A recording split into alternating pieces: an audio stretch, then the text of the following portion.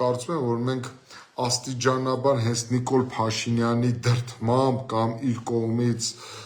առաջարկվող օրակարգի շրջանակներում բառից բուն իմաստով ներքաշվել ենք նախընտրական թոհուբոհի մեջ, որի ընթացքում առաջի ջութակի դերը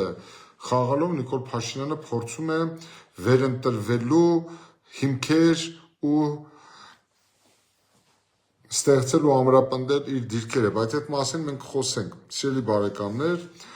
ես ուզում եմ ձեզ տեղյակ պահել, ովքեր որ չեն դիտել, երեկ Նիկոլ Փաշինյանը ելույթ է ունեցել ազգային ժողովում, հանդես գալով ծավալուն զեկույցով, որի ընթացքում խոսել է իր կառավարության նախորդ տարիների արձանագրած շլացուցիչ արդյունքների մասին, 2024 թվականի բյուջեի կատարողականի մասին, իրենց կառավարության 2001-26 թվականների ընթացքում արձանագրված ուրեմն հաջողությունների մասին եւ արձանագրել է, որ սիրելի բարեկամներ, որ միայն 2024 թվականին Հայաստանի պետական բյուջե մուտք է եղել 3.3 միլիարդ դոլար եւ ընդ որում հարկ է համարել Նիկոլ Փաշինյանը արձանագրել, որ իր իշխանության գալուց մինչև առ այս պահը 2018-2024 թվականներին Հայաստանի Հանրապետության պետական բյուջեն ավելացել է 4.2 միլիարդ դոլարով, այսինքն ըստ իրեն հետհեղափոխական, շատերը լսեք, հետ հեղափոխական 7 տարիների ընթացքում Հայաստանի Հանրապետության պետական բյուջեն մուտք է եղել հավելյալ 4.2 միլիարդ դոլար։ Ես այս ամեն ինչի մասին ուզում եմ ընդհանրապես մի բան ասել Նիկոլ Փաշինյանի հայտի պոպուլիստ լինելու հանգամանքը կարծեք թե որևէ մեկ այլևս կասկածի տակ չի դնում, բայց ես կուզենայի մի փոքր այլ համատեքստից անդրադառնալ այս իրավիճակին եւ Հայաստանի Հանրապետությունում տիրող գործող իշխանության կողմից վարվող քարոզչության ֆոնի վրա ուզում եմ տեղեկացնել ձեզ հետեւյալը իմ կարծիքը, որ ով չի հավատում Նիկոլ Փաշինյանի տված խոստումներին կամ նրանց իշխանության որևէ խոսքի, ուրեմն առնվազն սրիկա քոչարյանական է կամ կոռումպացված սերժական է կամ նախկին թալանչի է, ում պետք է ծեփել պատերին, այսինքն եթե դու չես հավատում Նիկոլ Փաշինյանին եւ նրա իշխանությանը, ուրեմն առնվազն դու նախկին սրիկա ես, քոչարյանական ես, սերժական ես կամ ծախված քոչարյանական ու սերժական ես։ Ու եթե սիրելի բարեկամներ, խնդրում եմ ուշադրություն դարձրեք, եթե Քոչարյանի օրոք ըստ Քոչարյանի ժամանակվա արտաքին գործերի նախարար Վարդան Օսկանյանի Քոչարյանի օրոք Հայաստանը զարգանում էր վագրի թռիչքներով, ապա Փաշինյանի ասածներից կարելի է հանգել հետևության, որ նրա օրոք Հայաստանը ուղղակիորեն զարգանում է ոչ թե վագրի, այլ փղի ցատկերով, առյուծի ցատկերով, եւ այնպիսի համոզմունքով ըստ Փաշինյանի, որ այս զարգացման տեմպերի դեպքում 2050 թվականին Հայաստանը պետք է ունենա 25 օլիմպիական չեմպիոն, իսկ ֆուտբոլի Հայաստանի հավաքականը պետք է դառնա առնվազն աշխարհի կամ Եվրոպայի առաջնության մրցանակակիր։ Այստեղ չես կարող չհիշել տարածուրեն մի քանի օր առաջ տեղի ունեցած խայտառակ արդյունքը Հայաստան-Վրաստան ֆուտբոլային խաղի, երբ արձանագրեցինք 9-1 երկու խաղերի արդյունքով խայտառակ նվաստացուցիչ արդյունք։ Իսկ ամենակարևոր խոստմանը, որին մենք պետք է հավատանք, ըստ Փաշինյանի այն է, որ 2050 թվականին Հայաստանը պետք է ունենա 5 միլիոն բնակչություն։ Սա է Փաշինյանի խոստումների եւ իրական Հայաստանի պատկերը, ու մենք պետք է հասկանանք, որ այս իրավիճակում Փաշինյանի երեկվա խոսքը որքանով է համարժեք այն կառավարմանը վերջի 7 տարիների, որը իրականացվում է Փաշինյանի եւ նրա ղեկավարած քաղաքական թիմի կողմից։ Եվ այս ֆոնի վրա, սիրելի բարեկամներ, ես ուզում եմ հռետորական եւ ուղղակիորեն հերրակա կարգով դիմել իրեն։ Դու 7 տարի չես կարողանում Ամուլսարի խնդիրը լուծես։ Ի վերջո որոշես Ամուլսարը շահագործվելու է թե ոչ։ Նրա շահագործումը ձեռնատու է Հայաստանի Հանրապետությանը թե ոչ, վնասակար է թե ոչ, բայց հրաշալի կերպով կարողանում ես ճակերտավոր իհարկե, հրաշալի կերպով կարողանում ես լուծել Հայաստան-Ադրբեջան հարաբերությունները, Հայաստան-Թուրքիա հարաբերությունները, Հայաստան աշխարհաքաղաքական կենտրոնների միջև առաջացած խնդիրները, Հայաստանի եւ Ադրբեջանի միջև սահմանազատման ու սահմանագծման խնդիրը, կոմոդ այդ խնդիրները ավելի բարդագույն խնդիրները լուծելը ավելի հեշտ է փաստորեն ձեզ մոտ, քան Ամուրսարի շահագործումը 7 տարի, խնդրում եմ, սա ֆիքսենք, հարգելի բարեկամներ։ Այս առումով, սիրելի բարեկամներ, իսկ իրականում ես ուզում եմ, որ դուք ֆիքսեք Հայաստանի պետական պարտքը Նիկոլ Փաշինյանի օրոք վերջին 7 տարիների ընթացքում 6.5 միլիարդից հասել է 12 միլիարդը գերազանցող թվի։ Այսինքն, այլ կերպ ասած, այս իշխանության կառավարման օրոք Հայաստանի պետական պարտքը կրկնակի աճել է, սիրելի բարեկամներ։ Երեկվա Փաշինյանի զեկույցի մեխը կամ աղը կամ առանցքը ապօրինի ծագում ունեցող գույքի բռնագանձման օրենքի շրջանակներում իր բնորոշմամբ հայտնի թալանչիներից ու կոռուպցիոնիստներից բռնագանձված գումարի չափն է եւ այդ օրենքի փիլիսոփայության մասին անընդհատ հիշատակումներ, նույնիսկ բանը հասավ նրան, որ ընդգծում է, որ հետեւյալը, որ ասում է ժողովուրդ ջան, ասում է, բա այս 4.2 միլիարդ ԱՄՆ դոլարին համարժեք պետական բյուջեի արկայությունը պոզով պոչով էլ որտեղից է, բա թալանի վերադարձը ինչպես է լինում։ Այսինքն Նիկոլ Փաշինյանը տեսեք ինչ է ենթագիտակցորեն խոստովանում, սիրելի բարեկամներ, որ ըստ նրա 7 տարվա ընթացքում ՀՀ պետական բյուջեի ավելացումը բացառապես պայմանավորված է թալանչիներից վերադարձված գումարով։ Այսինքն 7 տարվա մեջ հայ ժողովուրդ, դուք չեք աշխատել, որևէ հավելյալ արժեք չեք ստեղծել, որևէ եկամուտ չեք ստեղծել, պետական բյուջեի մեծացման առումով դուք որևէ դերակատարություն ու նշանակություն կամ ազդեցություն չեք ունեցել։ Հայաստանի Հանրապետության ներկայիս պետական բյուջեն, որը մեր ժողովրդի սեփականությունն է, ըստ Նիկոլ Փաշինյանի, վերջի 7 տարում 4.2 միլիարդ դոլարով ավելացել է բացառապես նախկիներից վերադարձված թալանի արդյունքում։ Հայ ժողովուրդը վերջի 7 տարիների ընթացքում չի աշխատել։ Ընդ որում այստեղ գիտեք ինչ, ես հիմա քիչ անց այդ ռետորական հարցերը կբարձրացնեմ, դուք վերլուծության կատարեք ինքներդ ձեզ համար եւ դուք հետեւությունների հանգեք, սիրելի բարեկամներ։ Այստեղ են ասել, սակայն, այ քեզ ուրախ նապաստակ։ Սակայն շարունակենք, սիրելի բարեկամներ, թվարկել Փաշինյանի երեկվա աշխարհացույց հայտարարությունները։ Ասում եմ, պետք է խոստովանեմ Փաշինյանը, որ մեր տված խոստումը թալանը հետ բերածի մասին դա եղել է խոստում օրենքի շրջանակներում։ Փաշինյանը ընդգծում է, ասում է, որ մենք չենք խոստացել մեր ժողովրդին, որ գալու ենք վենդետա իրականացնել։ Կներեք, իսկ ձեզանից որևէ մեկը պահանջել է վենդետա իրականացնել, այսինքն արյան վրեժի խնդիր ստեղծել Հայաստանի Հանրապետությունում, որովհետև վենդետա հենց բառից բուն իմաստով նշանակում է արյան վրեժ։ Դուք ումից պետք է արյան վրեժ լուծեիք։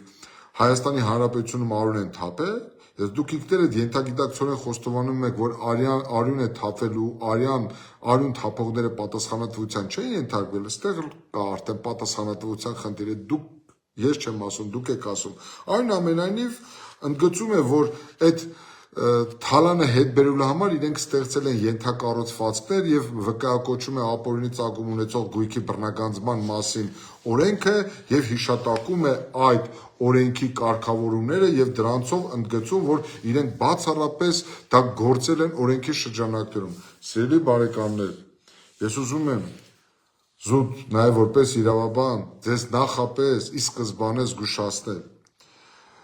ապօրինի ծագում ունեցող գույքի բռնագանձման մասին օրենքի սահմանադրականության հարցը այսօր քննարկվում Հայաստանի Հանրապետության սահմանադրական դատարանում։ Ավելին, վերջերս հայկական տեղեկատվական հարթակներում հրապարակվել է մի վերլուծություն, որը վկայում է մարդու իրավունքների եվրոպական դատարանում Բուլղարիայի այլ երկրների ներքին օրենսդրությունների վերաբերյալ արտահայտած մի շարք իրավական դիրքորոշումներ նույնատիպ հարցերի կապակցությամբ, որտեղ շատ հստակ իրավական դիրքորոշումներ է արտահայտել մարդու իրավունքների եվրոպական դատարանը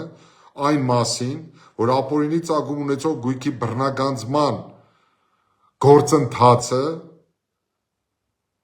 ռիսկային է, իր մեջ պարունակում է բավականին խութեր, որոնք վերաբերում են անձի սեփականության իրավունքին,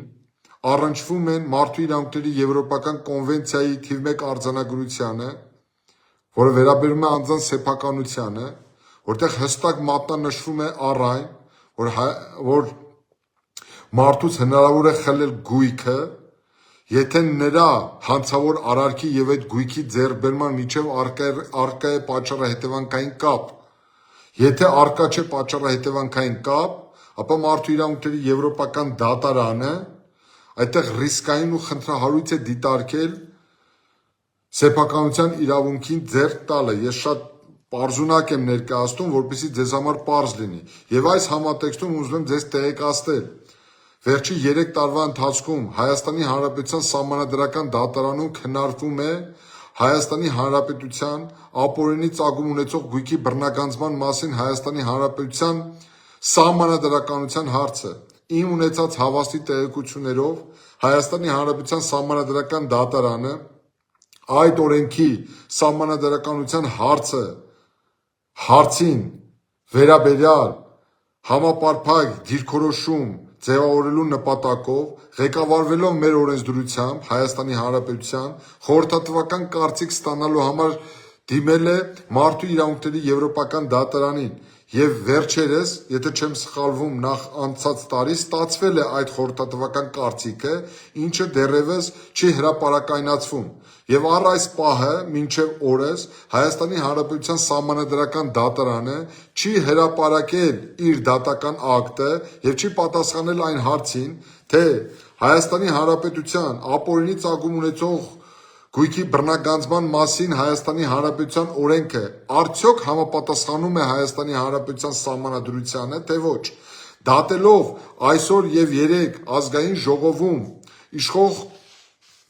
ուժի այս կամ այն ներկայացուցչի արտաբերած դիրքորոշումից կարելի է ենթադրել, որ Սահմանադրական դատարանը առաջիկայում հնարավոր է, որ այդ օրենքի սահմանադրականության վերաբերյալ հրապարակի այնպիսի դիրքորոշում,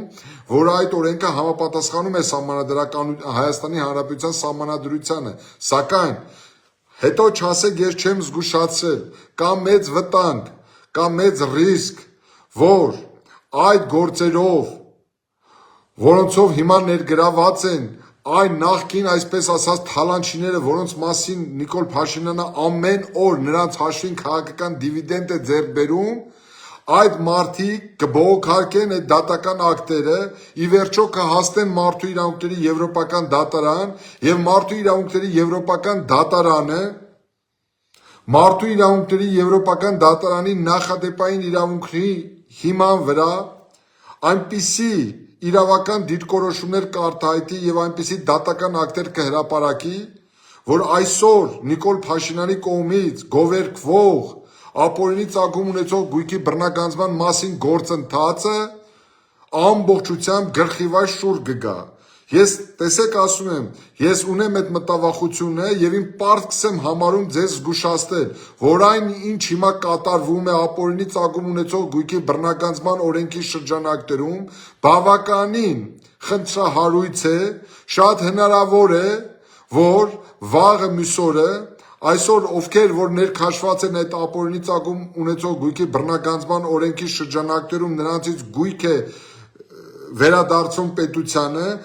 այդ շրջանակները դատի տան վաղը Հայաստանի Հանրապետությանը եւ Մարդու իրավունքների Եվրոպական դատարանը նրանց օգտին դատական ակտեր կայացնեն եւ փոխհատուցում ստանան այդ մարդիկ վաղը միսօրը Հայաստանի Հանրապետությունից։ Իսկ Հայաստանի Հանրապետության բյուջեն, սիրելի ժողովուրդ, հարգելի հայ հասարակություն,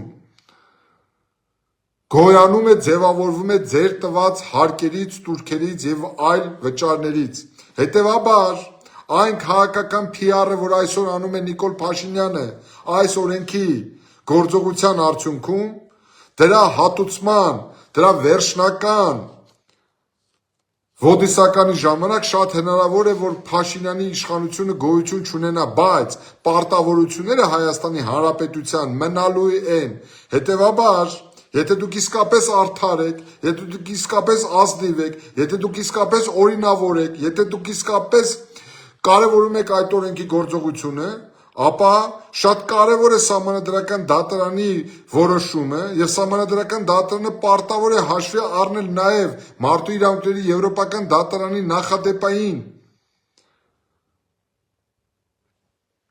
որոշումները, որը վտանգի տակ չդնի հետագայում Հայաստանի Հանրապետությանը վնասի հատուցում պահանջելուց։ Ուստի ես իմ պարտքս եմ համարում, սիրելի բարեկամներ, ձեզ զգուշացնել այս մասին, որ այն ինչ հիմա արվում է այս ապօրինի ծագում ունեցող գույքի բռնագանձման օրենքի շրջանակներում պարզապես քաղաքական PR է, որը ծառայեցվում է գործող իշխանության կողմից հաջորդ կամ տեսանելի ապագայում խորհրդարանական ընտրությունների ժամանակ մեր ժողովրդի հավելյալ քվե ստանալու եւ վերընտրվելու համար։ Սիրելի բարեկամներ, ընդ որում Փաշինյանը, տեսեք ինչ է ասում երեկվա զեկույցում, ասում է վերջի 7 տարիների ընթացքում, ասում է, մենք մեր կառավարման արդյունքում Հայաստանի Հանրապետության տնտեսությունը աճել է ոչ ավել ոչ պակաս 43.5%։ Չգիտեմ, եւ այդտեղ տեսեք ինչ է ասում Փաշինյանը, ասում է թե այն հանգամանքին, որ կորոնավիրուս էր, պատերազմ էր, հետպատերազմյան ճգնաժամ էր, ասում է նույնիսկ այդ պայմաններում մենք տքնաջան աշխատանք ենք իրականացրել, որի արդյունքում ապահովել են 43.5% տնտեսական աճ։ Այստեղ չգիտես լաց թե խնդաց, բայց վերադառնալով Փաշինյանի երեկվա զեկույցի տրամաբանությանը կոռուպցիայի դեմ պայքարի, ես ուզում եմ ձեզ հետ սիրելի բարեկամներ ազնիվ եւ հնարավորինս անկաշկանդ քննարկել։ Նիկոլ, քո կառավարման օրոք կոռուպցիոն հանցագործության մեջ մեղադրվող Սերժ Սարգսյանը արդարացվում է, իսկ Արմեն Աշոտյանը, նույն Սերժ Սարգսյանի տեղակալը, շարունակում է դատվել։ Ու հիմա դուք ինքներդ վերլուծեք, հարգելի ՀՀԿ-ականներ ու հարգելի ՔՊԱ-ականներ ու հարգելի ժողովուրդ, իսկապես ծիծաղելի է, չէ՞։ Շատերը արդարացնում են Նիկոլին, որ խեղճ Նիկոլն ինչ անի, որ Հայաստանի ամենակոռումպացված ընտանիքի անդամին դատարանը արդարացնում է։ Հասկանում եք, իսկապես խեղճ Նիկոլը ինչ անի, սիրելի ժողովուրդ։ Կարելի է ենթադրել, որ այդ դատավորն է նաև Թալանչի, որ արդարացրել են Սերժ Սարգսյանին։ Իսկ եթե լուրջ, պետք է հասկանալ հետևյալը։ Արդեն ի սկզբանե կանխատեսելի էր, որ Սերժ Սարգսյանը Նիկոլ Փաշինյանի ղեկավարած Հայաստանում արդարացվելու է։ Եթե Ռոբերտ Քոչարյանը Նիկոլ Փաշինյանի կառավարած Հայաստանում արդարացվելու է։ Սիրելի բարեկամներ, չեմ ուզում ձեզ շատ այս առումով ծանրացնել, բայց ես ուզում եմ ընդգծել հետևյալը. կարելի է վստահաբար պնդել, որ Հայաստանի Հանրապետությունում Սերժ Սարգսյանի կառավարման օրոք մեծագույն հանցագործն ու կոռուպցիոները եղել է միայն ու միայն Արմեն Աշոտյանը։ Մնացած բոլոր անձին, բոլորը կամ արդարացվում են, կամ վաղեմության ժամկետներով քրեական պատասխանատվությունից ազատվում են, կամ որևէ ձևով խուսափում են քրեական պատասխանատվությունից։ Հետևաբար մեր ժողովուրդը եթե արդարացիորեն մեղադրել է Ռոբերտ Քոչարյանին ու Սերժ Սարգսյանին քրեա օլիգարխի կոռումպացված համակարգ Հայաստանի Հանրապետությունում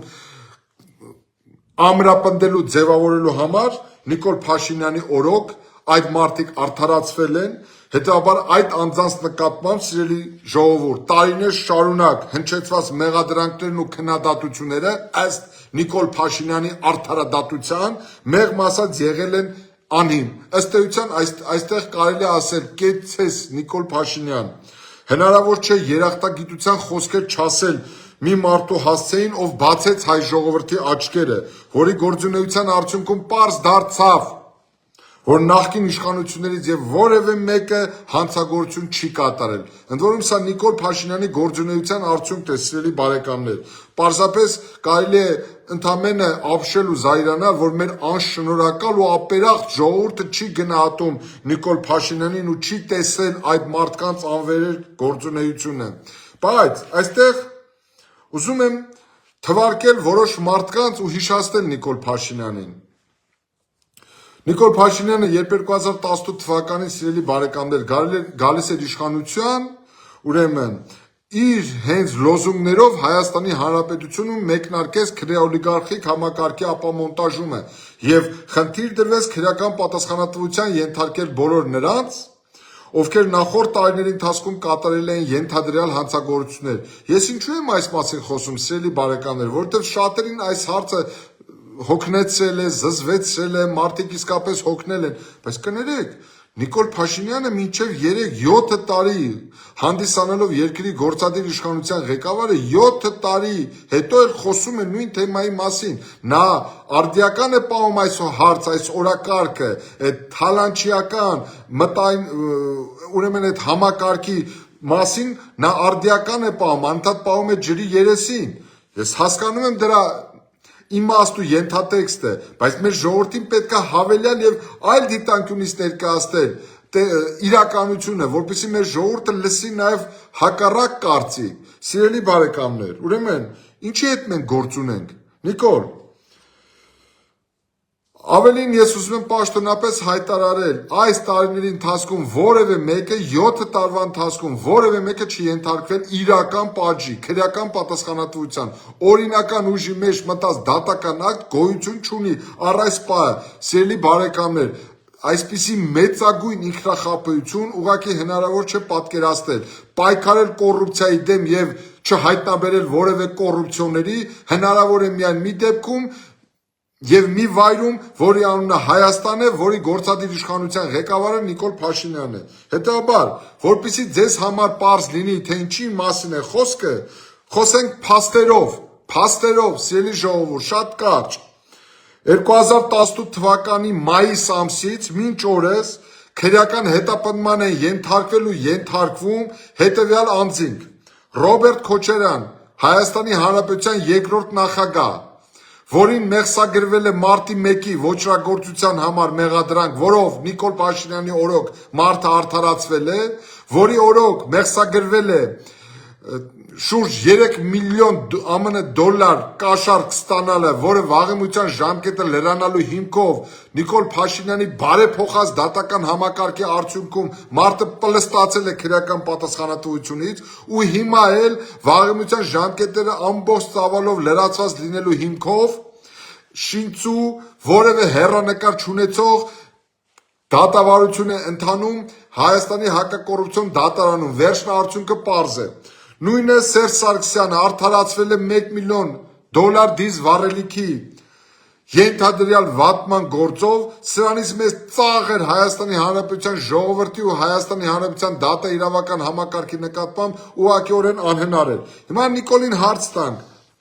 որը խոսում է ապօրինի ծագում ունեցող գույքի բռնագանձման պահանջի օրենքի շրջանակներում Հայաստանի պետական բյուջե վերադարձող գումարների մասին։ Ինչ եղավ, ով է հիշում, Նիկոլ Փաշինյան, Հովիկ Աբրահամյանին ով է ճանաչում, ով գիտի այդ մարդու մասին, ով գիտի ուր է այդ մարդը, ինչ է անում, ինչով է զբաղվում, արդյոք հնարավոր է, որ այդ մարդը ձեր օրոք վերադառնա իշխանության, զբաղեցնի ինչ-որ պորտֆել, կամ նրա ընտանիքի անդամները ձեզ աջակցեն որևէ ընտրություններում, հնարավոր է, այդպիսի մարդ ընդհանրապես եղել է Հայաստանի Հանրապետությունում, նման մարդ ընդհանրապես աշխատել է, այդ մարդը որևէ ձևով առնչվել է կոռուպցիայի հետ։ Եթե չեմ սխալվում, դուք եք այդ մարդուց հարցնում, ինչպես է հնարավոր Հայաստանում պոմիդոր աճեցնելով դառնալ միլիոնատեր, դրա գաղտնիքն եք ուզում իմանալ։ 7 տարի անցել է, դուք 7 տարի ժամանակ չունեցաք։ 7 տարին բավական չէ ձեզ համար պարզելու համար, թե այդ մարդը ինչպես էր դարձել միլիոնատեր։ Հե Նիկոլ Փաշինյան, կոռուպցիան պոզով ու պոչով է լինում։ Հաջորդը նախկին փոխվարչապետ Արմեն Գևորգյանը այսօր ձեր ղեկավարած երկրի պարլամենտում ընդդիմադիր խմբակցության պատասխանատու ու ամենաարտահայտիչ դեմքերից մեկն է։ 7 տարի ժամանակ մարդ, ով ընդ որում Քոչարյանի կառավարման օրոք, Սերժ Սարգսյանի կառավարման օրոք ըստ էության եղել է ստվերային գորշ կարդինալ։ Հաջորդը մի քանի օր առաջ ինչ-որ հիվանդանոցում ինչ-որ հանդիպման եք, որի ընթացքում ձեռք սեղմում եք ազգային ժողովի նախկին նախագահ Արա Բաբլոյանին, այն Արա Բաբլոյանին, որին ձեր կառավարման օրոք մեղադրանք եք առաջարկել, եթե չեմ սխալվում, սահմանադրական կարգը տապալելու համար։ Քանի տարի է անցել այդ գործից։ Մինչև երբ պետք է տեղ ունենա այդ դատաքննությունն ու ավարտը։ Ի վերջո այդ մարդը սահմանադրական կարգ տապալել էր, թե չէր տապալել։ Հրայր Թոմասյանի մասին ով է հիշում։ Հաջորդը, ինչ եղավ նախին գլխավոր դատախազ Գևորգ Կոստանյանը։ Ու Գևորգ Կոստանյանի նման մի քանի տասնյակ մարդ, ովքեր որտեղ են գտնվում, 7 տարի ժամանակ չունեին այդ մարդկանցով զբաղվելու։ Հաջորդը, Միքայել Հարությունյանը, Հայաստանի Հանրապետության Պաշտպանության նախկին նախարարը։ Այստեղ տասնյակ կանոններ կա, սիրելի բարեկամներ, ես չգիտեմ որ մեկին նշեմ, ես ես հավաստիացնում եմ հարյուրավոր մարդկանց կարելի է նշել, որոնց կառավարման ընթացքում հենց նույն Նիկոլ Փաշինյանն էր վկայակոչում, որ այդ մարդիկ թաթախված են եղել թալանի մեջ, ես դες հավաստիացնում եմ այդ մարդկանցից որևէ մեկը որևէ պատասխանատվության չի ենթարկվել, սիրելի բարեկամներ, ամենայն անկեղծությամբ եմ ասում։ Եվ այս ամենին զուգահեռ հիմա այս մարդ եկել կանգնել է ասում է, որ այս մարդկանցից ենթադրյալ ապօրինի ծագում ունեցող գույքի բռնագանձման օրենքի շրջանակներում կալանքի տակ են դրել շուրջ 1.7 միլիարդ ԱՄՆ դոլարի համարժեք դրամի գույք։ Նորից եմ կրկնում, այդ գույքերի կալանք դնելը դա դեռևս երաշխավորված չի, որ այդ գույքերը վերադարձվելու են ու այդ գույքերը դառնալու են Հայաստանի Հանրապետության սեփականությունը։ Ուստի այս առումով, սիրելի բարեկամներ, ուզում եմ ամփոփելով այս թեման, մի ուրիշ հարցի հետ կապված, էլի վերաբերվում է այս կոռուպցիային ու այս թալանին ու այս գումարներին։ Նույն Նիկոլ Փաշինյանն է, ես այս թեմայի մասին խոսել եմ վերջի 5-6 տարիներին մշտապես։ Երբ եկան իշխանության, հենց 2018 թվականի մայիսին խոսում էին այն մասին, որ նախորդ կառավարությունների ժամանակ 1991 թվականից մինչև 2018 թվականը Հայաստանից դուրս է բերվել 14-ից մինչև 30 միլիարդ ԱՄՆ դոլար։ Ընդ որում իրենք որոշակի քայլեր էլ ձեռնարկեցին, այն ժամանակվա փոխվարչապետ, իսկ այսօր արտաքին գործերի նախարար Արարատ Միրզոյանը մի դիմում ուղարկեց Համաշխարհային բանկի նախագահին եւս այլ միջազգային ֆինանսական կազմակերպությունների նախագահների, խնդրելով պատասխանել, հայտնել, թե որտեղ են Հայաստանից դուրս հանված այդ միլիարդները։ Հիմա այս մարդիկ այս 14-ից 30 միլիարդ դոլարը մոռացել են, ինչ որ 1.7 միլիարդ դոլարի մասին են խոսում։ Որտեղ են ձեր տված խոստումների արդյունքները։ Խոստացել եք վերադարձնել այս թալանը, 14 միլիարդը ուր, 30 միլիարդը ուր, 1.7 միլիարդը ուր, այն էլ հարց է, կարաք վերադարձնեք, թե չեք կարա վերադարձնեք, սիրելի բարեկամներ։ Հետո այս ամենին զուգընթաց ես ուզում եմ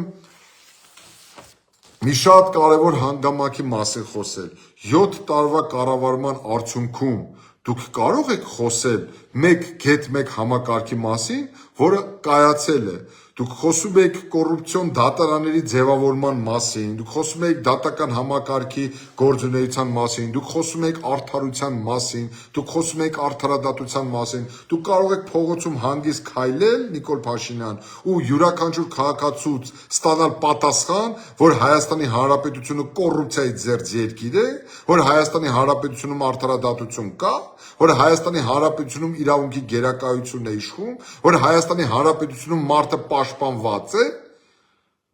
դուք եք ձեր կառավարության նիստերում հնարավոր բոլոր պատե առիթները օգտագործելով խոսում կառավարման ճգնաժամի մասին։ Ընդ որում, սիրելի բարեկամներ, անցնենք կառավարման ճգնաժամի եւ այլ հարցերի մասին։ Դուք զգացել եք, որ գրեթե օր չկա, որ այս կամ այն սոցիալական շերտերի ներկայացուցիչներ չփակեն փողոցները ու չներկայացնեն իրենց պահանջները։ Մի օր Քասախ վարչական շրջանի բնակիչներն են փակում, մի օր Պրոշյան վարչական շրջանի բնակիչներն են փակում, մի օր Երևան քաղաքի Դավթաշեն վարչական շրջանի բնակիչներն են փակում, պահանջում են մեկը իր տրանսպորտային միջոցների խնդիրի բարելավումը, մեկը իրենց բնակարանների խնդրի բարելավումն են պահանջում, մյուսը Գեղարքունիքում Ձկնորսները փակում են ճանապարհը, այլ պահանջներ են ներկայացնում։ Այսինքն դուք զգացել եք Հայաստանի Հանրապետությունում այս կամ այն սոցիալական շերտերի կողմից դրսևորվող վարքագիծը։ Այսինքն սրանից ինչ հետևության կարելի է հանգել, սիրելի բարեկամներ, որ Հայաստանի Հանրապետությունում տոտալ կառավարման ճգնաժամ է։ Մարդիկ որևէ մեկից հույս չունեն, որ իրենց խնդիրները կլուծվի եւ ճարահացյալ գնում են այսպիսի միջոցների, որպիսի ուշադրություն հրավիրեն։ Բայց կառավարման ճգնաժամը էլ ինչպիսին է լինում, եթե դուք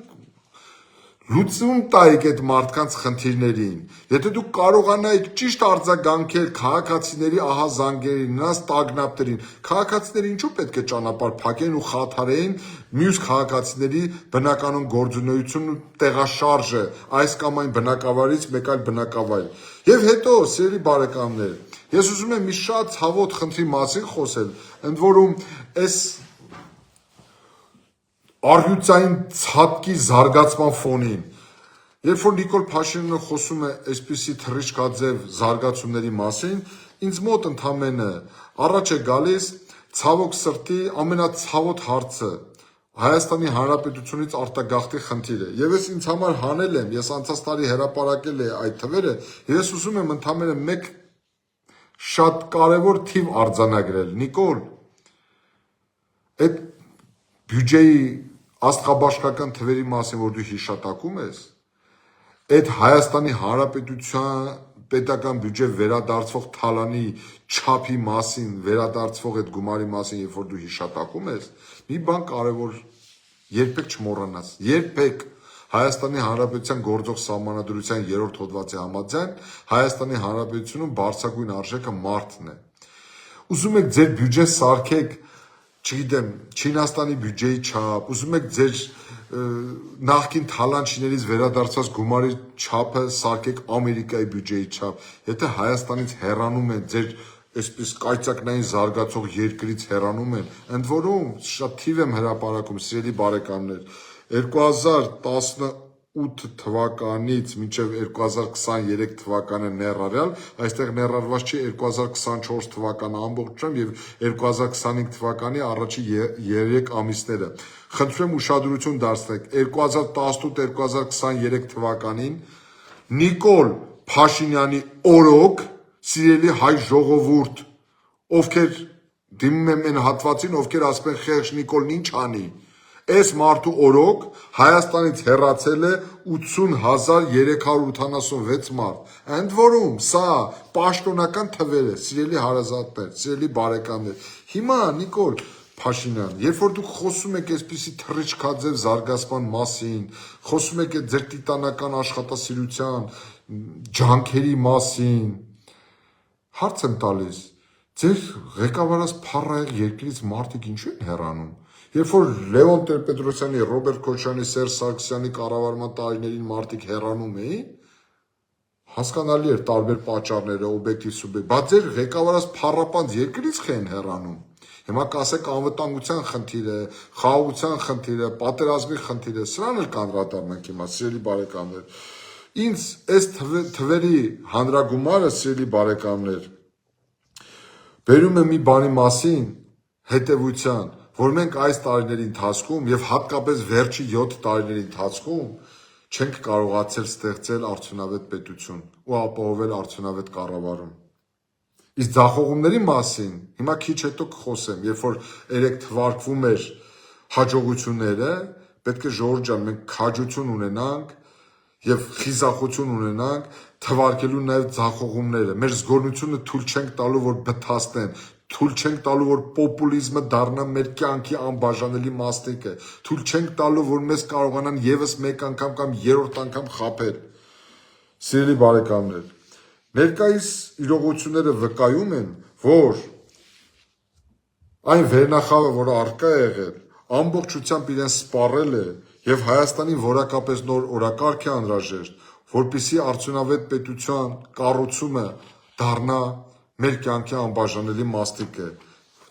որի համար, որի իրագործման համար անհրաժեշտ է ամբողջովին հիմնովին փոխել մեր քաղաքական վերնախավն ու մեր քաղաքական օրակարգը։ Եվ այս առումով, եւ ես ուզում եմ վերջերս հունվարից սկսած ես մի քանի շարքեր հրապարակեցի, թե քանի ռազմավարական օբյեկտ է կառուցվել Նիկոլ Փաշինյանի օրոք, քանի գործարան է կառուցվել Նիկոլ Փաշինյանի օրոք, շատ լավ կլիներ, ազնիվ կլիներ, որ երեք ձեր այդ զեկույցի ժամանակ դուք նաև թվարկեիք, թե ձեր գործունեության օրոք, ձեր կառավարման օրոք, մի հատ խոսեք էլի, թե քանի գործարան է բացվել, որքան ներդրում է արվել, օրինակ վերջի 7 տարիների ընթացքում օտարերկրյա ներդրումների ընդհանուր թիվը որքան է կազմել, ունեք այդպիսի պատկեր, դուք կարող եք մատնանշել, որ օրինակ օտարերկրյա ներդրումների արդյունքում Գեղարքունիքի մարզում ստեղծվել է այս գործարանը, այսքան աշխատատեղ է ստեղծվել Գեղարքունիքի մարզում, նույնը Արագածոտնի մարզում, Կոտայքի մարզում, Արարատի մարզում, Շիրակի մարզում, հիմա կանդրադառնանք Շիրակի մարզի հայտնի ընտրություններին, կարող եք դուք մատնանշել, նման հաշվետվություններ էլ տաք, նման զեկույցներ էլ ներկայացնեք, դուք ավելի սիրելի բարեկամներ, վերջերս Նիկոլ Փաշինյանը մի քանի օր առաջ եղել էր Սյունիքում, ես անկեղծ զարմանում եմ, իսկապես վարչապետը այդպիսի շրջայց պետք է կատարի որևէ մարզում, վարչապետի անելիքը դա է, վարչապետը այդ խնդիրներով պետք է զբաղվի, վարչապետին չի հետաքրքրել Հայաստանի Հանրապետության ամենառազմավարական մարզի անվտանգային խնդիրները, ջրային ռեսուրսները, պաշտպանական համակարգը, գործազրկության մակարդակը, Փաշինյանը խոսում էր ինչ-որ Զանգեզուրի պղնձամոլիբդենային կոմբինատի ինչ-որ 21%-ի բաժնեմասի Հայաստանի Հանրապետությանը վերադարձնելու, ինչ-որ հարկերի չափի մասին, երբ Փաշինյանը գալիս էր իշխանության, սիրելի բարեկամներ, խոստանում էր, որ դուք բոլորդ կիմանաք, թե ովքեր են Հայաստանի Հանրապետության հանքերի իրական տերերը, Հայաստանի Հանրապետության առևտրային բանկերի իրական տերերը, Հայաստանի Հանրապետության կոպեկտերով սեփականաշնորհված գործարանների իրական տերերը, բայց դրանց մասին ինչի չեք խոսում, որ դրանց հիմնական տերերը գրանցված են օֆշորներում, որ Հայաստանի Հանրապետությունը դարձել է մեծ փողերի լվացքի մեքենա, փողեր է լվացվում, այդ նույն պղնձամոլիբդենային կոմբինատի դից գողացված 500 միլիոն դոլարի մասին ես մի քանի ամիս առաջ հիշեցեցի, ընդ որում դրա մասին խոսել էր ձեր իշխանության ներկայացուցիչ հայտնի падգամավոր Խաչատուր Սուքասյանը, բայց խոսեք հանքերի իրական տերերի մասին, մի հատ Սյունիքի մարզում մարդը գնացել է էկո ծառայության, պարեկային ծառայության ինչ-որ բացում է անում, ձեր մոտ մենակ այդ ոստիկանական համազգեստ կամ այլ համազգեստ կրողների բացման գործն է լավ ստացում, դուք խի պետք է գործարան բացեք, արտադրություն բացեք, գյուղատնտեսական ռեֆորմ իրականացնեք, այնպիսի աշխատանք կատարեք, որ հողը մշակելը դառնա շահութաբեր, այդ ես մենակ այդպիսի էկո ծառայություն, պարեկային ծառայություն, ոստիկանություն, այդպիսի ծառայություններ բացեք, որ ավելի ուժեղացնեն, ձեր հենարանը դառնան, ձեզ ավելի ուժեղացնեն, բայց մի հատ խոսեք անտառների մասին, ամեն շաբաթ կամ երկու շաբաթը մեկ գնում եք Իջևան, Տաուշի անտառներից տեղյակ եք, Սյունիքի անտառներից տեղյակ եք, Լոռու անտառներից տեղյակ եք, այդ ծառահատումները ձեր օրոք պակասել են, հա, Սերժի օրոք ավելի շատ էր, քան ձեր օրոք, մի հատ դրել եք, ստատիստիկա հանել եք, ընդհանրապես ինչ վիճակ է անտառների վիճակը, բնությանը ձեր օրոք վնաս չի հասցվում, անտառների կառավարման այնպիսի համակարգ եք ձևավորել, որտեղ պախաները չկան, ում եք խաբում, Գոլդեն Փելեսից է խոսում մարդը, AUX-ի շենքից է խոսում, Նորադուսի, ուրեմն, տեսեք ինչ է զեկույցում ասում, Նորադուսի ռադիոկենտրոնի մասին հիշատակում է տալիս ենթագիտակցորեն մարդկանց, տեղեկացված մարդկանց հասկացնելով, թե Միշիկից այս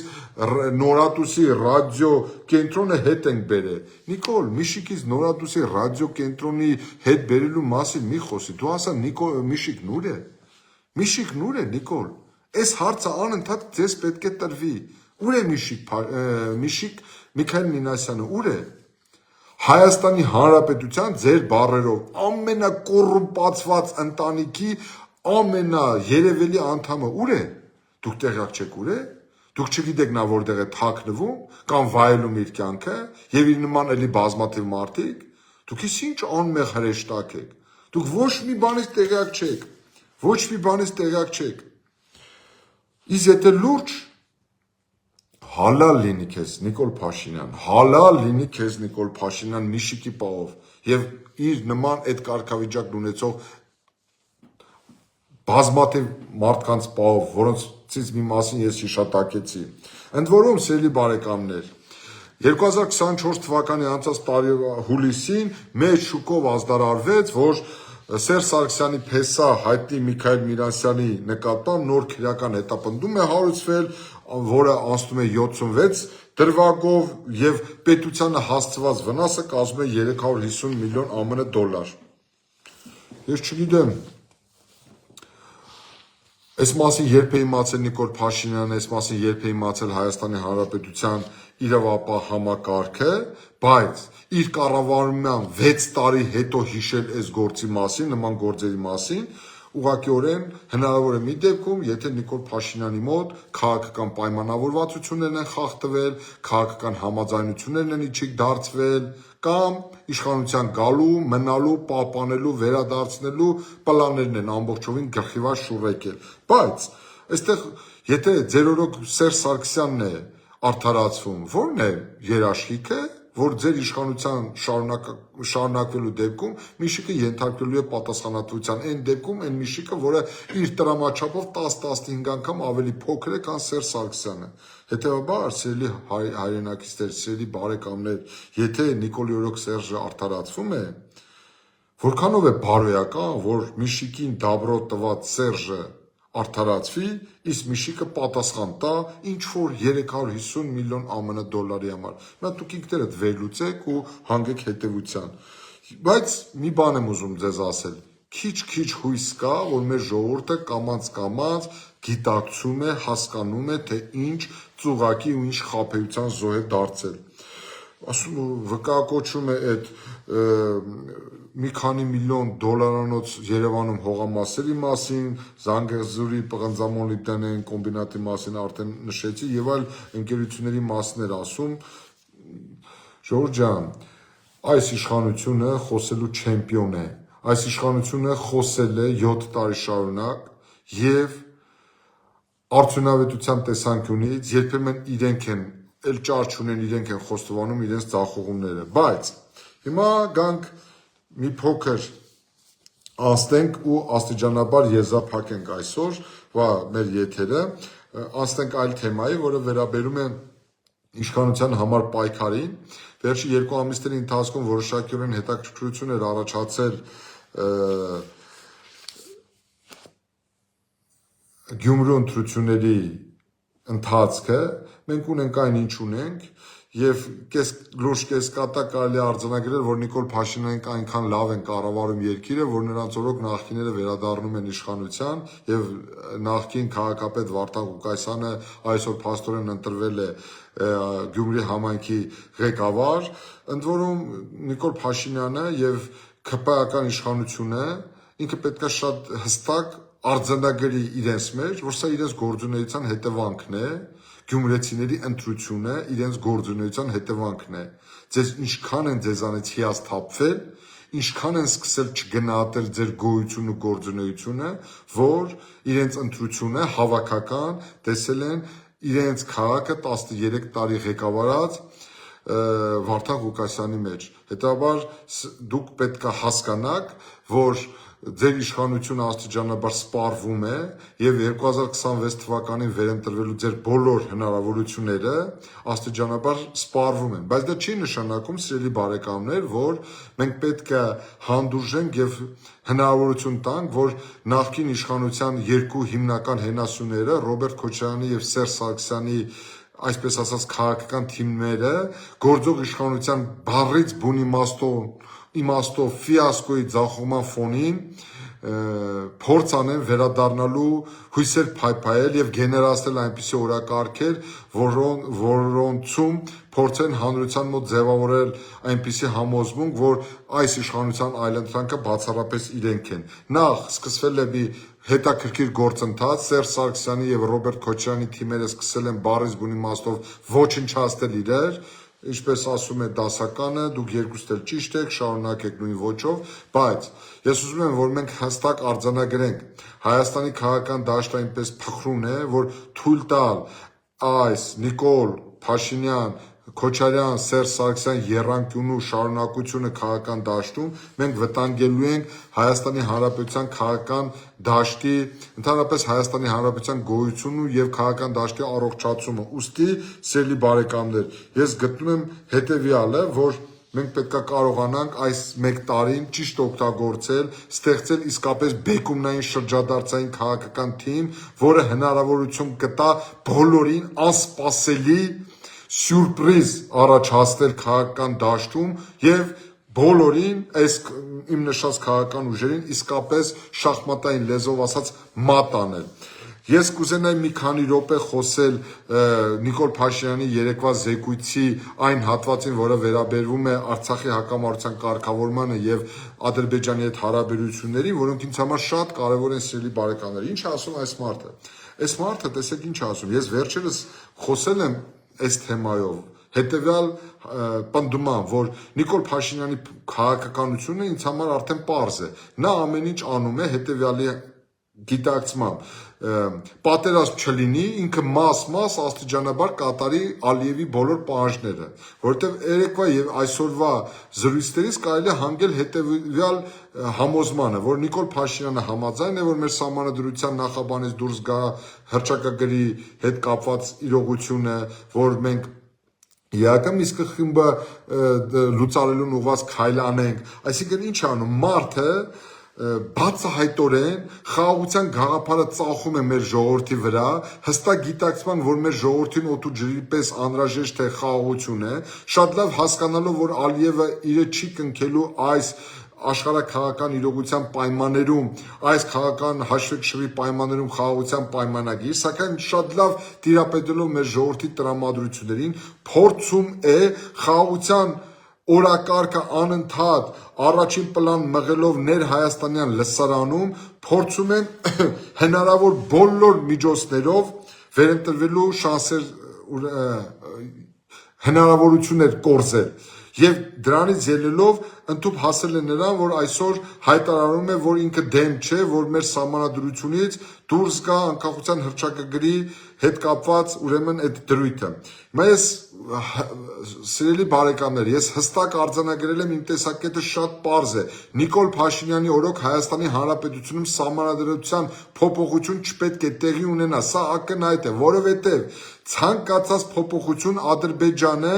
դա արձանագրելու է որպես Հայաստանի դեմ տարված հերթական հաղթանակը կամ Հայաստանի դեմ ներկայացված հերթական պահանջի իրականացումը։ Նիկոլ Փաշինյանը չի տալիս որևէ երաշխիք, որ նույնիսկ անգամ այդ փոփոխությունից հետո Ադրբեջանը այլևս նոր պահանջ չի ներկայացնելու Հայաստանի դեմ։ Իսկ որոնք են այդ պահանջները։ Այդ պահանջները շատ հայտնի են, Ալիևը շատ բաց է խաղում, Ալիևը ինչ է ասում, Ալիևը ասում է, որ 300,000 ադրբեջանցիներ պետք է գան Հայաստան ապրելու, Ալիևը Հայաստանից պահանջում է Սյունիքի մարզով անվերահսկելի միջանցք, Ալիևը դուրս չի բերում իր զորքերը Հայաստանի օկուպացված տարածքներից, Ալիևը Հայաստանի հետ ունի 1000 կիլոմետրանոց պետական սահմանի դելիմիտացիայի եւ դեմարկացիայի խնդիր եւ ցանկացած պահի նա կարող է տորպեդահորել, ձախողել եւ ուղղակիորեն տապալել այդ գործընթացը։ Ալիևը Ադրբեջանում դատում է Հայաստանի Հանրապետության քաղաքացիների եւ ազգությամբ հայ քաղաքացիների Արցախի Հանրապետության նախկին ղեկավարներին եւ չի բացառվում, որ ինքը ինչ որ մի փուլի պահանջի եւ դրա մասին խոսում են բացահայտ Արցախյան առաջին պատերազմի հրամանատարներին, նետվում Հայաստանի եւ Արցախի Հանրապետության ղեկավարներին, այսինքն Ալիևը իր զինանոցում պահում է հնարավոր ու անհնար տրամաբանական ու անտրամաբանական այնպիսի պահանջներ, որոնցից կարելի է հանգել հետեւության, որ այդ մարդու նպատակը Հայաստանի հետ խաղաղության պայմանագիր կնքելը չէ, ընդամենը այս հանգամանքը օգտվելով այն առիթից, որ Հայաստանի Հանրապետության ներկայիս իշխանությունները վերընտրվելու խնդիր ունեն, խաղաղության օրակարգը Հայաստանին ու հայ ժողովրդին օդու ջրի նման անհրաժեշտ է, նրանք փորձում է աստիճանաբար գործող իշխանությունից կորզել իր բոլոր հերթով իր ուզածը։ Հիմա Նիկոլ Փաշինյանը հանուն իր վերընտրվելու վտանգի տակ է դրել Հայաստանի Հանրապետության գոյությունը, որովհետև ամեն ինչ տալ Ադրբեջանին չստանալ ոչինչ, ավելին Դրանով հող նախապատրաստել Հայաստանի Հանրապետության պետականության կորստի համար հնարավոր է մի դեպքում, որ մենք հանդուրժենք այս իշխանության գոյությունն նախկին իշխանությունների հետ միասին, որովհետև մենք տեսանք վերջի 3-4 տարիներին նախկին իշխանության ընդդիմադիր գործունեությունը, ընդդիմադիր գործունեության ընդհանրապես նրանք սպառված են, վերջի 4 տարիների ընթացքում ուղղակի մսխեցին նաև մեր ժողովրդի իրենց ձայն տվածների վստահությունը։ Ուստի այս առումով, սիրելի բարեկամներ, ես խորապես համոզված եմ, որ առաջիկա 1 տարիների ընթացքում Նիկոլ Փաշինյանը անընդհատ շարունակելու է խաղաղության օրակարգը, խաղաղության հարցը, փորձելու է այն ծառայեցնել Հայաստանի Հանրապետությունում իշխանությունը պահելու եւ վերընտրվելու համար։ Եվ ես ուզում եմ այս հանգամանքը օգտագործելով ձեզ մի հարց տալ հռետորական։ Սիրելի բարեկամներ, ձեզանից յուրաքանչյուրը մտածեք այս մասին։ Նիկոլ Փաշինյանը դուք պատկերացնում եք, ինչի համար եւս 5 տարի պետք է ընտրվի, ինչի համար։ Ես ամփոփելով այսօրվա իմ զրույցը, ես ուզում եմ ձեզ մի հարցի մասին էլ կիսվել եւ ձեր ուշադրությունը հրավիրել։ Վերջերս մի բավականին ակտիվ երիտասարդ կա Հայկ Դորունց, տարբեր քաղաքական գործիչների եւ տարբեր անհատների որոշ հարցեր է բարձրացնում նրանց առջև եւ ինձ էլ էր նման հարցեր իմ առջև էլ նման հարցեր բարձրացնել, ես օգտվելով պատեհ առիթից խոստացել էի, որ հենց հրապարակավ կարձագանքեմ եւ շատ կարճ այդ հարցադրումները հրապարակեմ եւ իմ պատասխանները նշեմ։ Հայկը Դորունցը հետեւյալ հարցադրումներն է անում. Հարգելի ընկեր Նորիկյան, խնդրեմ անդրադառնալ այս հարցերին եւս առանցքային հարցեր։ Որտեղ է երաշխիքը, որ սրա հեռացումից նկատի ունի Նիկոլ Փաշինյանին, հետո այս կամ այն քաղաքական ուժը կկատարի իր տված խոստումները իշխանության գալով։ Հարգելի Հայկ, երաշխիքը այն ինստիտուտներն են եւ այն ենթակառուցվածքներն են եւ այն միջոցն է, որով հաջորդ իշխանությունը ձևավորելուց հետո, իսկ այդ միջոցը ես տեսնում եմ բացառապես օրինական ընտրությունների միջոցով քաղաքական իշխանության գալը եւ այն պատասխանատվությունը, որով հաջորդ իշխանությունը փորձելու է հանդես գալ եւ այն քաղաքական վարկագծի դրսևորումն է, որը կապահովի նախընտրական խոստումների կատարումը։ Մենք պետք է կարողանանք նաև մեր ընտրական օրենսգրքում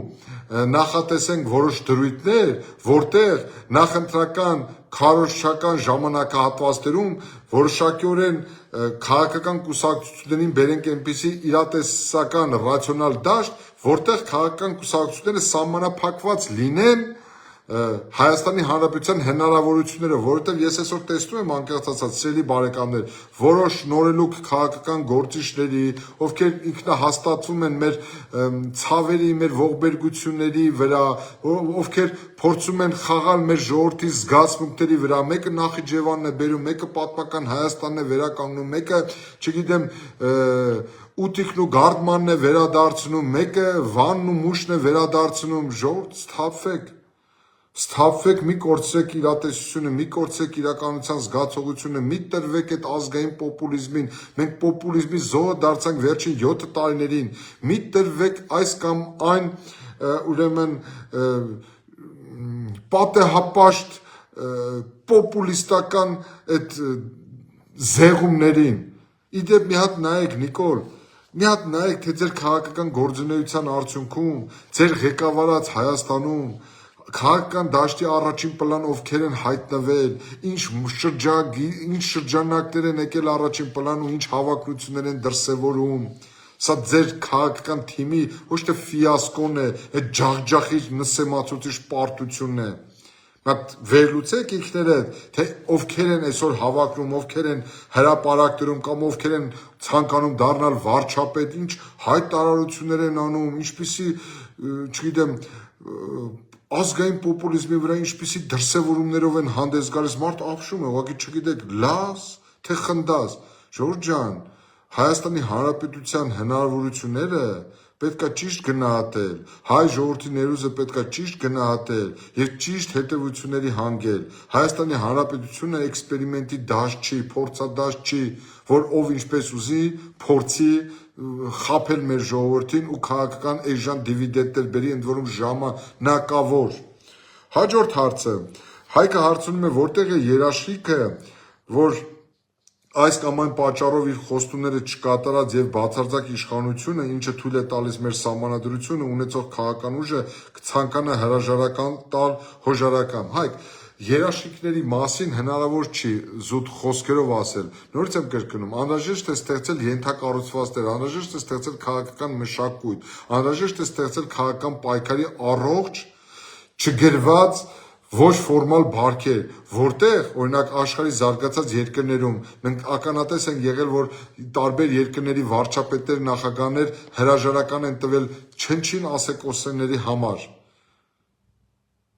Մենք մեր դեպքում պետք է քաղաքական մշակույթ արմատավորվի, քաղաքական վերնախավ պետք է որակապես նոր ձևավորվի, որը ինքնստինքյան ինքը կծնի ու կբերի այդ երաշխիքը։ Օրենսդրությամբ նույնիսկ դուք ուզում եք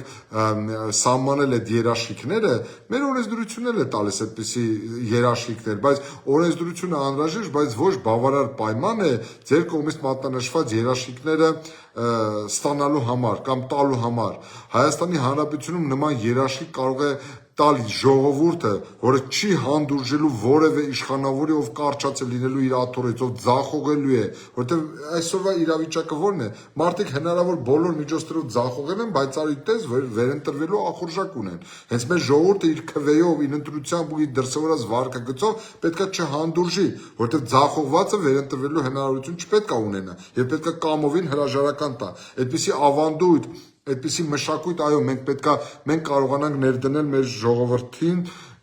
մեջ եւ մեր հասարակության մեջ, մեր պետության կառավարման գործընթացում։ Հարցնում է, որտեղ է այն սահմանը, որից այն կողմ այդ քաղաքական ուժը կընդունի, որ ինքն է անզոր է լուծել երկրի առջև ծառացած խնդիրները եւ կընդունի, որ ինքն այնքան թույլ է եւ կամք չունի մինչեւ վերջ պայքարել իր գաղափարների համար, անկախ նրանից, թե դրանք ուր են տանում մեզ։ Օրինակ, ես մի օրինակ ասեմ ձեզ։ Ես պատկերացնում եմ հետեւյալը. 44 օրյա պատերազմից հետո Նիկոլ Փաշինյանը ընդամենը պետք է ասել հետեւյալը. սիրելի բարեկամներ, ես տանուլ եմ տվել պատերազմը, ես չեմ կատարել իմ տված նախընտրական խոստումները, չեմ արդարացել ձեր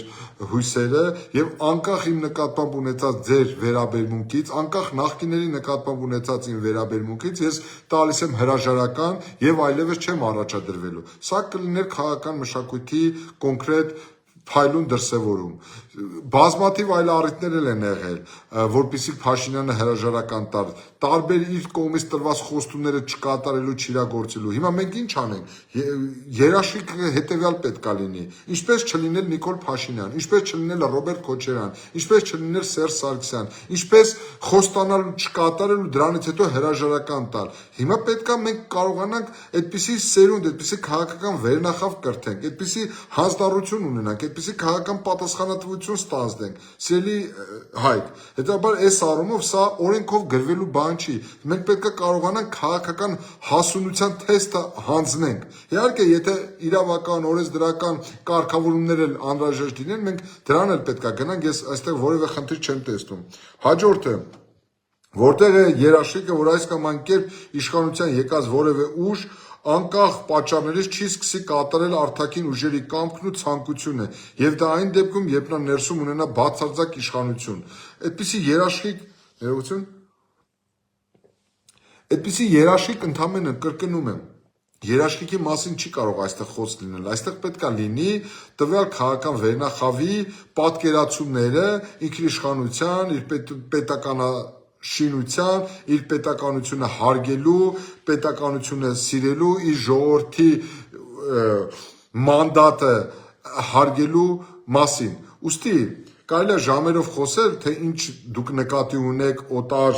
արտաքին ուժերի կամքն ու ցանկությունը, բայց ես իմ քաղաքական կռետոն հետևյալն է, ես ես պարզ անկես ասում եմ, այն բոլոր քաղաքական ուժերն ու անհատները, քաղաքական կուսակցությունները, ովքեր սպասարկվում են, ովքեր հովանավորվում են օտարների կողմից, սպասարկում են օտար պետությունների շահերը, այդ քաղաքական ուժերն ու անհատները պետք է վռնդվեն քաղաքական դաշտից ու պատասխանատվության ենթարկվեն։ Ես հավաստիացնում եմ, Հայաստանի Հանրապետությունում քաղաքական գործունեություն կարող է իրականացնել բացառապես այն քաղաքական ուժը եւ այն քաղաքական անհատը, որի առանցքը բացառապես Հայաստանի Հանրապետությունն է, որը առաջնորդվում է բացառապես Հայաստանի Հանրապետության ռազմավարական շահերով։ Եվ այն բոլոր այսպես կոչված արևմտամետները, այսպես կոչված ռուսամետները, որոնք ուրեմն ամեն օր Ռուսաստանի դրոշակն են դարձրել իրենց կյանքի թիվ 1 նպատակը, Արևմուտքի Բրյուսելի դրոշակներն են դարձրել իրենց կյանքի նպատակը, Ամերիկայի դրոշակն են դարձրել իրենց գործունեության հիմնական նպատակը կամ իրենց լոկոմոտիվը, հարգելի Հայկ, ես ամենայն պատասխանատվությամբ եմ հայտարարում, նման քաղաքական ուժերը վտանգ են ներկայացնում Հայաստանի ազգային անվտանգության համար, որովհետև նման այդ քաղաքական ուժերը չեն սպասարկում Հայաստանի Հանրապետության շահը։ Ես խորապես ելնում եմ այդ համոզմունքից, որ եթե մենք գանք իշխանության ու վաղ թե ուշ, սիրելի բարեկամներ, վաղ թե ուշ մեր տեսակը իմ անձով էլ չլինի, մեր թիմի դեմքով էլ չլինի, մեր տեսակը հաղթելու է ինչի, որովհետև մենք որևէ մեկից կախում չունենք։ Մենք քաղաքական առումով, կրկնում եմ, քաղաքական առումով ճակերտերով ընդգծված եմ ասում, մենք անտեր քաղաքական ուժ ենք, մենք որևէ մեկից կախում չունենք, մենք որևէ մեկի մարիոնետը չենք։ Վաղ թե ուշ Հայաստանում իշխանության է գալու այդպիսի քաղաքական ուժը, որը հստակ առաջնորդվելու է բացառապես Հայաստանի Հանրապետության ռազմավարական շահերով եւ որի կարող է թելադրել բացառապես Հայաստանի Հանրապետության ժողովուրդը եւ Հայաստանի Հանրապետության օրենսդրությունը, սահմանադրությունը։ Եվ հաջորդը, ինչպես պետք է ժողովուրդը պայքարի որևէ հաջորդ բացարձակ իշխանություն ունեցող ուժի դեմ նորից կոտրած տաշտակի առաջ չկանգնելու համար, եթե դրա անհրաժեշտություն առաջանա։ Հարգելի Հայկ, ես իրավաբան եմ, շատ լավ հասկանում եմ իշխանությունների տարանջատման սկզբունքը, նրանց միմյանց հակակշռելու համակարգերը, ես խորապես համոզված եմ, Հայաստանի Հանրապետության գործող սահմանադրությունը պետք է գնա պատմության աղբար կղը, ընդ որում այս բեռնելա ծանրացած Սերժ Սարգսյանի խղճին, թող ինքը լավ մտածի, որ այս ամբողջ ավերածությունները 2015 թվականի խորհրդարանական կառավարման համակարգ անցնելուն միտված իր քաղաքական արկածախնդրություններ, իշխելու մոլուցքներ, որը բերեց մեր երկիրը հասցրեց այսպիսի կոլապսի, այսպիսի ծայրաստիճան վտանգավոր հանգրվանի հասցրեց։ Հետևաբար մենք պետք է իշխանության գալու դեպքում հաջորդ իշխանությունը պետք է ձևավորի, անձամբ եթե մենք գանք իշխանության, ստանանք մեր ժողովրդի վստահության քվեն, մենք մեր քաղաքական համախոհների հետ միասին 6 ամսվա ընթացքում փոխելու ենք Հայաստանի Հանրապետության սահմանադրությունը, վերականգնելու ենք կիսանախագահական կառավարման համակարգը, 1 տարվա ընթացքում ստեղծելու ենք որակապես նոր ազգային անվտանգության ռազմավարական հայեցակարգ, ընդունելու ենք որակապես նոր ռազմական դոկտրին, ընդունելու ենք որակապես նոր արտաքին քաղաքական դոկտրին, տնտեսական դոկտրին։ Եվ այս գործիքակազմի մասին ես կգա ժամանակը շատ հակիրճ եւ ավելի համապարփակ խոսեմ, բայց կրկնում եմ, մենք պետք է մեր կառավարման գործիքը, մեր խաղի կանոնները հաստատող գործիքը, այն է Հայաստանի Հանրապետության սահմանադրությունը համապատասխանեցնենք մեր երկրի զարգացման առանձնահատկություններին, մեր ժողովրդի արժեհամակարգին, որը հնարավորություն կտա, որ այդ գործիքը կենսունակ լինի, կենսունակ դառնա։ Այսքանով, սիրելի բարեկամներ, ավարտում եմ այսօրվա իմ ուղիղ եթերը, շնորհակալություն եմ հայտնում ձեզ այսօր ինձ լսելու համար, խնդրում եմ մեկ անգամ եւս հնարավորության դեպքում անպայման տարածեք այս տեսանյութը, առիթից օգտվելով ես իմ խոնարհումն եմ բերում Հայաստանի Հանրապետության համար իրենց կյանքը տված մեր բոլոր հայրենիների, հազարավոր հայրենիների լուսավոր հիշատակի առաջ, միաժամանակ փառք ու պատիվ այս պահին Հայաստանի Հանրապետության պետական սահմանը հսկող ու մարտական հերթապահություն իրականացնող մեր բոլոր զինվորներին, մեր ամբողջ սպայական կազմին, մեր բանակին, հարգանք ձեզ տղեկ ջան, աշխարհի ամենալավ բանակ ու աշխարհի ամենալավ զինվորը մեր հայ զինվորն է ու մեր հայ սպան է, ձեր բոլոր թերություններով հանդերձ ես ձեզ սիրում եմ, պինդ եղեք, վստահ եղեք, համարձակ եղեք, Հայաստանի Հանրապետությունը վաղ թե ուշ ունենալու է արժանապատիվ իշխանություն, ունենալու է վստահ քաղաքակիրթ, ինտելեկտուալ, ռազմավարական մտածողություն ունեցող, խնդիրներ առաջադրող այդ խնդիրները լուծող եւ ձեր